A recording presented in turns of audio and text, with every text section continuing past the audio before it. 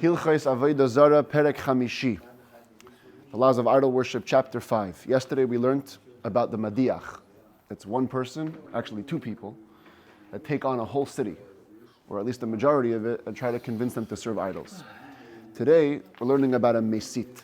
A Mesit is now one person who is taking on individuals. One on one, one on two, one on a few. And it's a different prohibition. It's a separate thing. One prohibition is not to get a city to serve idols. Today we're learning about individuals. And together with individuals, we're going to also learn about false prophets. A Navi who comes and speaks either in the name of Hashem to serve idols or in the name of idols to serve the idols. And we're going to cover a lot of mitzvahs in the 11 halachot of today's chapter. Halacha Aleph. Hamesit echad mi Yisrael. One who entices, missionizes, one Jew. Bein ish, bein isha. This is referring to the Mesit himself. Whether the person, the convincer, is a man or a woman, harei zen niskal, they get stoned when they're found out. Why would the Rambam say man or woman? Every mitzvah in the Torah applies to man or woman. Because last chapter, the Mediach had to be anashim. We saw the Torah says it has to be men. So one might think we could learn Mesit from Mediach. No, the Rambam says Mesit is a separate set of laws. Here, even if you're a woman, you get subject to the rules of a Mesit, which is that you're stoned. Afal pi shelo avad hamesit, v'lo hamusat, avodat kochavim, even if not the persuader or the person being persuaded actually served idols. Ela mipnei shehorahu la'avod, just because you taught him or tried to get him to serve. Just for the proselytizing, you get punished. It's actually in the Torah. The Torah says, ki bikesh lahadichacha. When it comes to the Mediach, the one who get the whole city to serve idols, over there it says vayadichu. They actually swayed the people of their city. By the Mesit, the Torah says you get punished ki bikesh, because you tried to sway. That's how we know that even if they didn't end up serving idols, you still get punished. Bein shehaya hamesit hedyot, bein shehaya navi, whether the person who persuaded was a regular guy, or even if he was a prophet, and the commentaries explain a real prophet. So you knew he was a holy guy. And here he is between two people trying to convince to an idol worship, even though typically a Navi who misuses his status doesn't get skila, doesn't get stoned, he gets chenek, he gets strangled. Over here, he goes into the category of a Mesit. Ben shahaya hamusat yachid, whether the person being persuaded was an individual, ish o isha, man or woman, o yichidim, or it was a couple of individuals, so long as it wasn't the majority of the city, he goes into the category of Mesit, individually enticing, metato biskila, and you die by stoning.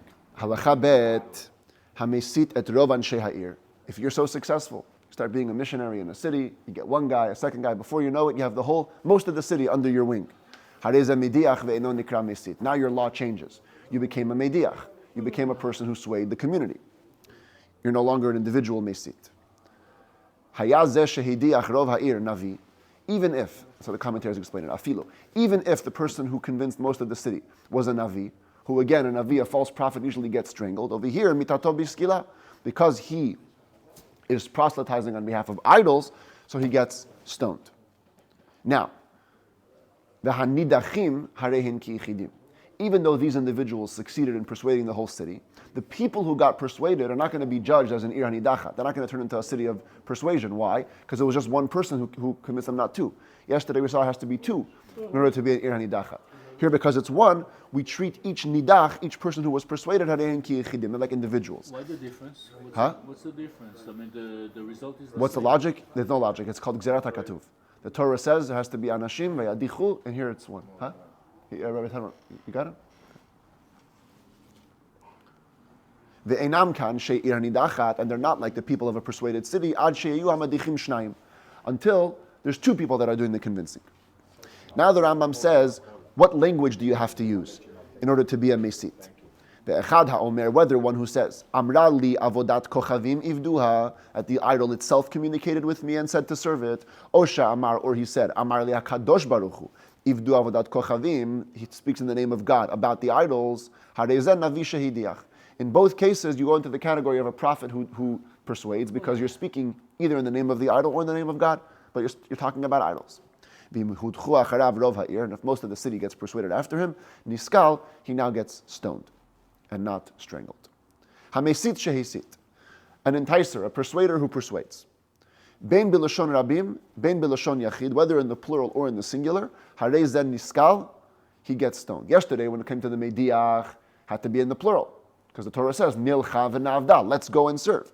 Here, it could be singular or plural. Ketzad, for example, how is this? Ha'omer lechavero. If a person says to his friend, E'evod kochavim, I'm going to serve idols, come with me. Elech ve'evod, I'm going to go and serve.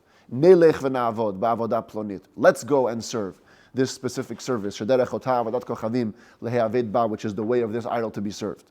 Ezbach, elech ve'ezbach, nelech ve'nizbach, I'm going to slaughter, I'm going to go and slaughter, let's go and slaughter. Akater, elech ve'akater, nelech u'nekater, I'm offering, I'm going to offer, let's go and offer. Anasech, elech v'anasech, nelech unenasech, I'm going to pour libations, let's go pour libations. Eshtachave, elech ve'eshtachave, nelech v'nishtachave. Or about bowing, I'm bowing, I'm going to bow, let's go bow. The point is, he uses singular or plural, harei zeh mesit. He is considered to be a persuader, a missionary. Hesit lishnayim, interestingly, if you convince two people, harei hein edav, they become the witnesses. Typically, you need two witnesses in the court of law to get you to die. So if he's talking to two people, those two people themselves will become the witnesses. Ve'hein mivi'in oto lebeidin, they bring him to court. U'me'idin alav, shekach amar lahen, they testify that he said this and this to them. V'soklin oto, and you stone him. And the next words in halacha gimel, according to many commentaries, belong to the last halacha. Ve'ein hamesit tzarich hatra. And what's unique about the mesit is it doesn't need a warning. Typically, in order to be obligated, liable to death penalty, you have to be warned that what you're about to do is going to kill you. But over here, we're saying that if I talk to two people, and the two people can testify against me in court, that means they don't have to warn me. So the mesit doesn't need to be warned. Now, what if it's only one-on-one? Amar le'echad, if he says only to one guy, how are you going to get him to be killed? You have to hear him say this Avodah Zarah language in front of two people.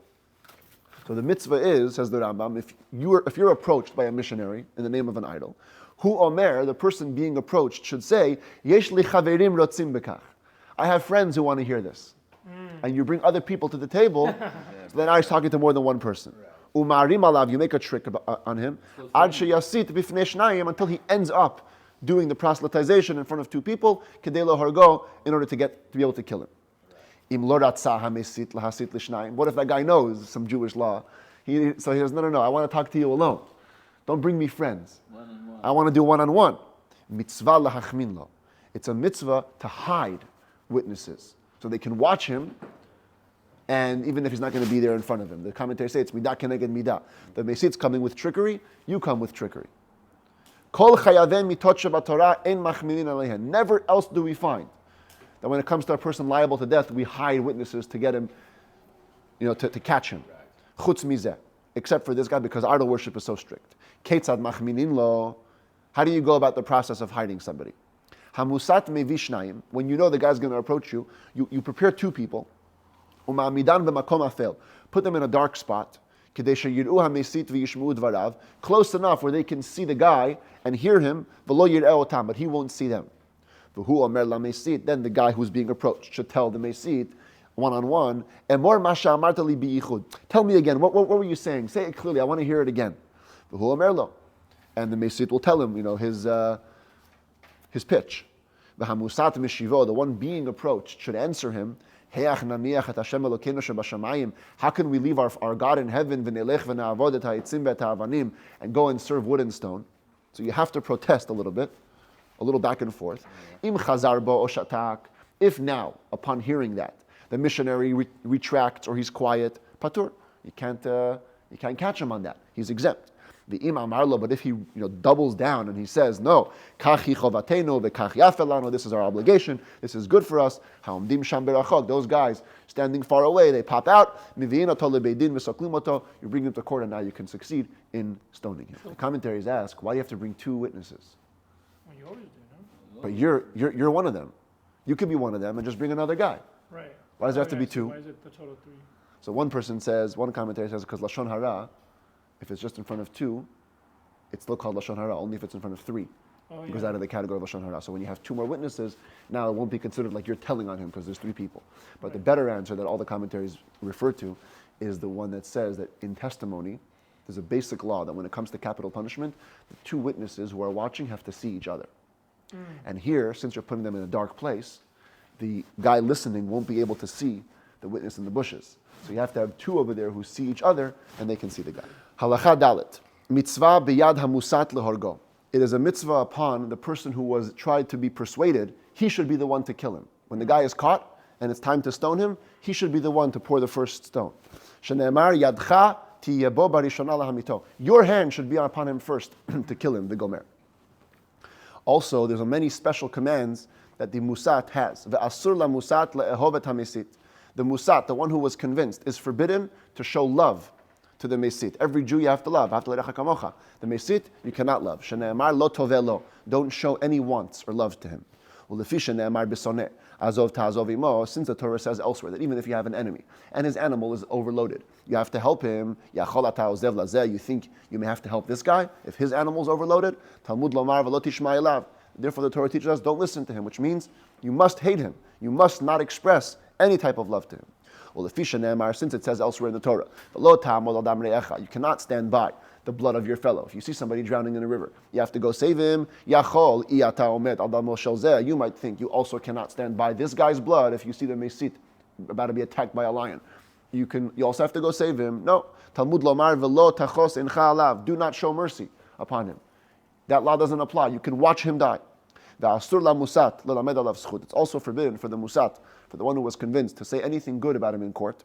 Don't have mercy on him. And if he knows something incriminating, something bad, he cannot be quiet from it. He can't cover for him.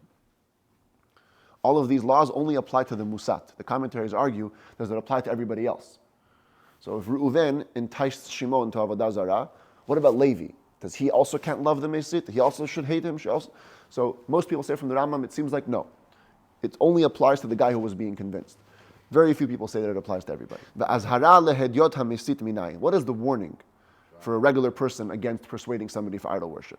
He uses the word hedyot because Navi, any Navi who would say something in the name of idol worship would be a false Navi. That's included in that prohibition. But where is the warning for a regular guy that he cannot persuade people for serving idols? It says that once the person dies, everybody will hear about it and they will never do it again, which implies that you're not allowed to do it. Typically, Torah just says punishments. If you do this, you die. So where does it say elsewhere that you can't do it? It has to be a warning before a punishment. This is the warning.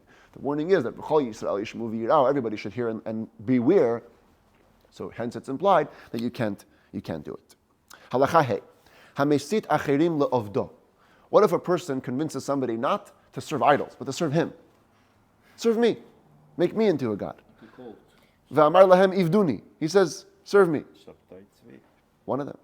Im avaduhu niskal. If they ended up serving him, then he gets stoned. Ve'im lo avaduhu. If they didn't serve him, afal pisha kiblu mimenu ve'amru hein. Even though they accepted, they said yes, Eino niskal. He doesn't get stoned. Unlike in the beginning of the chapter.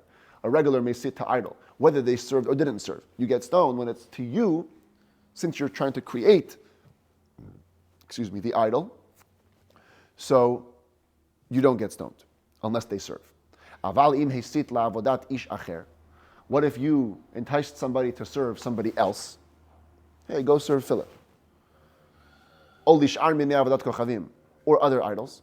Im ki bel mimenu ve'amar hein nilech v'na'avod. The second he accepts and says, yes, let's go serve. Afal pisha adayin lo avad, even though he didn't serve yet. Shnehen niskalim. They both get stoned. Hamesit v'hamusat. The convincer and the person who was convinced. Shene'emar lo toveh lo v'lo tishma elav. Do not listen to him. Do not show a want for him. Ha im shama ve'ava chayav. Which means that if you did get attracted, if you did listen, you are obligated to die. Halacha vav. Navi hamitnabeh b'shem avodat kochavim ketzad. We've been mentioning before prophets speaking in idols' names. What is the details of those laws? What does it mean a prophet who prophesies in the name of idols? Zeha omer. This is a person who says, Amrali avodat kochavim plonit, or kochav ploni. A certain idol or a certain star communicated with me and said, Shemitzvah la'asot kach v'kach, or shelo la'asot. That it's a mitzvah to do this or not to do that. Afilu kivenet ha'alacha. Even if he aligned with Torah law. L'tameh tatameh, l'taher tatahor. He said that what's impure is impure, what's pure is pure. Im hitru bo bifnei shnayim. Nevertheless, since he spoke in the name of idols, if they warned him in front of two people, harezen nechanak, he gets strangled. Shene'emar, as it says, va'asher yedaber b'shem elokim achirim, umet hanaviyahu. If somebody speaks in the name of other gods, that person has to die, and regular dying in the Torah is by strangulation. Va'azhara shalom miklal, and his warning can be inferred from the implication, Shene'emar, v'shem elohim achirim lo tazkiru, you shall not mention any other names of gods. That includes a person who speaks in the name of a god. When the Navi entices you directly to serve idols, that's a Navi shehisit, that's in the beginning of the chapter, he gets stoned. A Navi who just speaks in the name of idols. He says, this idol told me to do this or don't do that. Not to serve it in any way, just to do or not to do. That's a Navi sheker, Navi b'shem Avodah Zarah, and he gets strangled. Halacha zayin v'asur la'aroch dinu tshuva im hamitnabeh b'shem Avodat Kochavim. You cannot make any debates or any answers or any responses with the guy who's saying in the name of idols. Ve'ein sho'alin mimenu otu mofet. Unlike true prophets, we don't ask him for any signs or wonders. Ve'im asa me'atzmo, if he did wonders or signs on his own, ein mashgichin alav ve'ein maharharin bo. We don't pay attention, we don't even entertain the thought that it's true. Any person who entertains the thought that his signs may be true, over b'lo ta'aseh, transgresses a negative commandment. It says don't even listen to the words of that prophet. So to a false prophet, he is killed by strangulation.